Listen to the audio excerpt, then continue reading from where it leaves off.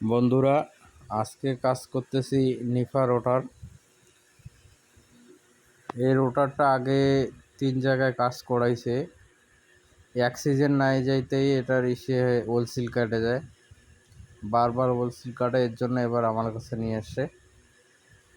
এই যে বেয়ারিংও ভাঙছে, মিডল বেয়ারিং দুটাই ভাঙছে, লক ব্যান্ড হয়ে গেছে।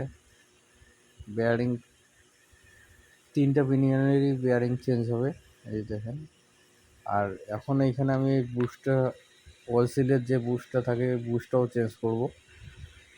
এই নতুন বুশ, ওলসিল, বেয়ারিং এগুলো নতুন লাগবে, চেকনাট একটা নতুন লাগবে।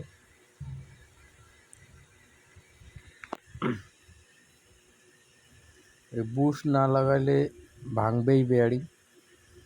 আর ওলসিল বেয়ারিং যদি নাও ভাঙে তবু ওলসিল লিক করবে, গিয়ার অয়েল লিক হবে।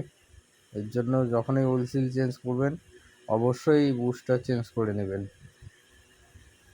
বুশ চেঞ্জ না করলে আপনাদের গিয়ার অয়েল লিক করবে। এই নতুন বুশ লাগাচ্ছি।